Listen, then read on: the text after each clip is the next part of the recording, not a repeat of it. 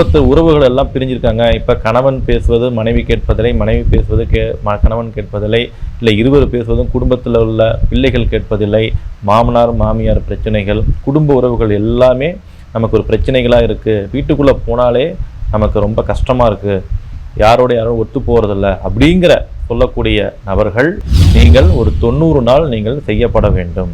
இதை செஞ்சு சில பேருக்கு 30 நாளே ரிசல்ட் கிடைக்கும். ஆனால் 90 நாள் செஞ்சுக்கிட்டே வாங்க. சாப்பிடும் போது ஒரு பிடி சோறு காக்கைக்கு வைக்கிறீங்க. அதே சமயத்தில் காலையிலையோ மதியமோ ஒரு வேளை வைத்தால்குள்ள போதுமானது.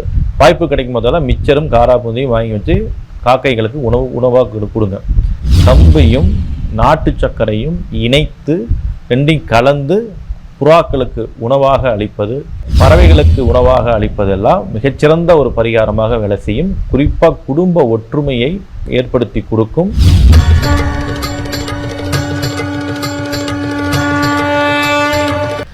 குருவே சரணம், வாராகியே சரணம். நாம் இன்னைக்கு சிறப்பு வாய்ந்த பதிவுகளை எல்லாம் பார்த்து கொண்டு வருகின்றோம். அந்த வகையில் குடும்பத்தில் ஒற்றுமை வளர, இப்போ நிறைய குடும்பங்களில் ஒற்றுமை இல்லாமல் அனைவரும் பிரிந்து இருக்கிறாங்க. பிரிவுனா வெளியில் கிடையாது, ஒரே குடும்பத்தில் நிறைய பேர் பேசாமல் பிரிஞ்சிருக்கிறார்கள். அது காரணம் உறவுகளில் இருக்கிற மனக்கசப்பு, பணப்பிரச்சனைகள், கடன் பிரச்சனைகள், இது எல்லாம் நமக்கு ஒரு பிரச்சனையாக நிற்குது. இதுக்கெல்லாம் மூல காரணமாக பார்க்கும்போது அவங்களோட ஜாதகத்தில் இருக்கக்கூடிய கர்ம தீய விதிகளின் தொகுப்பாக அந்த வாழ்க்கை இருக்கும். இதை குறைப்பதற்கு நிறைய தாந்திரிக பரிகாரங்களில் கொடுத்துருக்காங்க. எளிமையான பரிகாரம், வாழ்வியல் பரிகாரங்களில் சொல்லக்கூடிய ஒரு பரிகாரத்தை நீங்கள் செய்தீர்கள் என்றால் நிச்சயமாக உங்கள் குடும்பத்துக்குள்ள ஒரு அந்யோன்யம் கிடைப்பது, மனசு விட்டு உங்கள் குடும்பத்துடனே ஒன்று இணைந்து வாழ்வதெல்லாம் நிச்சயமாக நிகழும். இது எளிய பரிகாரம், ஆனால் ரொம்ப சக்தி வாய்ந்த பரிகாரம். இது தாந்திரிக பரிகாரம். அது என்ன பரிகாரம்? இந்த பரிகாரத்தை காலை மதியம் இந்த 2 நேரத்திலும் நீங்கள் முடிந்த போதெல்லாம் செய்ய வேண்டும். கட்டாயமாக நாம் அனைவரும் உணவு சாப்பிட்றோம். உணவு தானே வாழ்க்கைக்கு ஆதாரம். இந்த வாழ்க்கை வாழ்வதற்கு உணவு தான் ஆதாரம். அப்போ உணவு சாப்பிடும் நேரத்தில் ஒரு கைப்பிடி அளவு உணவு, அது டிஃபன் ஐட்டமாக இருக்கலாம், சாப்பாடு ஐட்டமாக இருக்கலாம், எது வேணாலும் இருக்கலாம். இப்போ ஒரு சாப்பாடு எடுத்துக்கிட்டிங்கன்னா சாப்பாடு, குழம்பு, காய்கறி இது எல்லாத்தையும் சேர்ந்து ஒரு பிடி, உங்கள் கைகளில் ஒரு பிடி. இல்லை நீங்கள் டிஃபன் தான் சாப்பிட்றேன் அப்படின்னா ஒரு இட்லி சாப்பிட்றீங்கன்னா கொஞ்சோண்டு இட்லி பிடித்து, இந்த சட்னி சாம்பாரோ பிடித்து ஒரு பிடி கைப்பிடி அளவு எடுத்து தனியாக வைத்து விட வேண்டும். தனியாக வைத்துவிட்டு அதை காக்கைக்கு வைத்து விட வேண்டும். முதல்ல காக்காய்க்கு வச்சுட்டு நீங்கள் தினசரி சாப்பிடணும். அதில் எள்ளை சேர்ப்பதோ வேறு எதுவும் சேர்ப்பதோ நிச்சயமாக கூடாது. காக்கா இருந்தால் சாப்பிடலாம், குருவிகள் இருந்தால் சாப்பிடும். இந்த மாதிரி பறவைகள் கட்டாயமாக சாப்பிடணும். இதை தொடர்ந்து செய்ய நீங்கள் தொடர்ந்து வைத்தால்தான் காக்காய்கள் வரும்.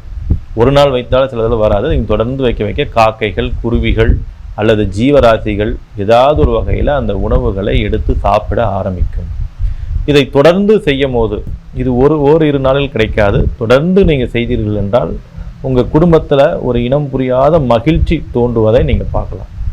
குடும்பத்து உறவுகள் எல்லாம் பிரிஞ்சிருக்காங்க. இப்போ கணவன் பேசுவது மனைவி கேட்பதில்லை, மனைவி பேசுவது கணவன் கேட்பதில்லை, இல்லை இருவர் பேசுவதும் குடும்பத்தில் உள்ள பிள்ளைகள் கேட்பதில்லை, மாமனார் மாமியார் பிரச்சனைகள், குடும்ப உறவுகள் எல்லாமே நமக்கு ஒரு பிரச்சனைகளாக இருக்குது. வீட்டுக்குள்ளே போனாலே நமக்கு ரொம்ப கஷ்டமாக இருக்குது, யாரும் ஒத்து போகிறதில்ல அப்படிங்கிற சொல்லக்கூடிய நபர்கள் இந்த வீடியோவை பார்த்து, இந்த வீடியோவில் சொல்லப்பட்டிருக்கக்கூடிய இந்த எளிய பரிகாரத்தை நம்பிக்கையோடு நீங்கள் செய்து வந்தீர்கள் என்றால் நீங்களே ஆச்சரியப்படும் அளவிற்கு சண்டைகள் குறைந்து, ஈகோக்கள் குறைந்து, பரஸ்பர விட்டு கொடுக்கும் தன்மை உங்களுக்குள்ளரே அறியாமல் ஏற்பட்டு கட்டாயமாக குடும்பத்தில் மகிழ்ச்சி நிலவுவதை நீங்கள் அனுபவத்தில் பார்க்கலாம். பிரிந்த சொந்தங்கள் எல்லாம் ஒன்று சேர்ந்திருக்கு இந்த பரிகாரத்தின் மூலமா. அது எளிய பரிகாரம், ஆனால் தொடர்ந்து செய்ய வேண்டும். இந்த பரிகாரத்தை செய்யுங்க. அதே போல் வாய்ப்பு உள்ள போதெல்லாம் உங்கள் வீட்டில் அடிக்கடி காக்கைகள் வருதுன்னா மிச்சர், காரா பூந்தி இந்த உணவுகளை நீங்கள் தொடர்ந்து பறவை இனத்துக்கு, குறிப்பாக காக்கைக்கு நீங்கள் உணவளித்தால் நிச்சயமாக செல்வ சேர்க்கை ஏற்படும். இப்போ நிறைய குடும்பங்களில் ஒற்றுமை இல்லா இருக்கிறதுக்கு முதல் காரணமாக பணம் இருக்குதுன்னு நம்ம சொல்லலாம். பணத்தால் ஏற்படுத்தக்கூடிய குடும்ப பிரச்சனை இந்த பரிகாரத்தின் மூலமாக உங்களுக்கு எளிமையான முறையில் தீரும். நீங்கள் செஞ்சு பாருங்கள். தொடர்ந்து ஒரு 30 நாள் 60 நாள். இப்போ கடனோடையும் கஷ்டத்தோடையும் பிரச்சனைகளோடையும் வாழ்க்கை ஃபுல்லும் வாழ்றீங்க. ஒரு 90 நாள் செஞ்சு பாருங்கள். ஏன்னா முதல்ல தான் நான் 30 நாள் செஞ்சால் பழிக்கும், 48 நாள் செஞ்சால் பழிக்கலாம். இன்றைக்கெல்லாம் காலம் மாறிடுச்சு. இந்த காலம் மாறினதில் நாம் கொஞ்சம் நாட்களை நல்லதுகளை அதிகமாக செய்ய வேண்டிய ஒரு காலகட்டத்தில் இருப்பதனால் நீங்கள் ஒரு 90 நாள் நீங்கள் செய்யப்பட வேண்டும். இதை செஞ்சு சில பேருக்கு 30 நாளே ரிசல்ட்டு கிடைக்கும். ஆனால் 90 நாள் செஞ்சுக்கிட்டே வாங்க. சாப்பிடும்போது ஒரு பிடி சோறு காக்கைக்கு வைக்கிறீங்க. அதே சமயத்திலும் காலையிலையோ மதியமோ ஒரு வேளை வைத்தால்குள்ளே போதுமானது. வாய்ப்பு கிடைக்கும் போதெல்லாம் மிச்சரும் காராப்பூந்தியும் வாங்கி வச்சு காக்கைகளுக்கு உணவாக கொடுங்க. சரி, இந்த மாதிரி எங்களால் செய்ய முடியாது, இப்போ வெளியில் எங்கேயாவது போகிறோம் அப்படின்னா உங்களுக்கு வேறு எங்கேயாவது இடம் இருக்குது.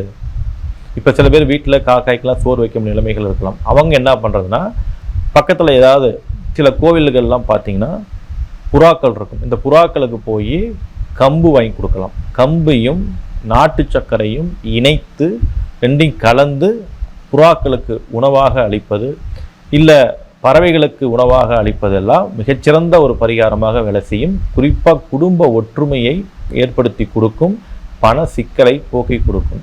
இதை செய்து கொண்டே வாருங்கள், நிச்சயமாக நல்ல பலன் தரும். வேறு நல்ல பதிவில் உங்களை சந்திக்கின்றேன். நன்றி, வணக்கம். நான் உங்கள் யோகநாத் குருஜி.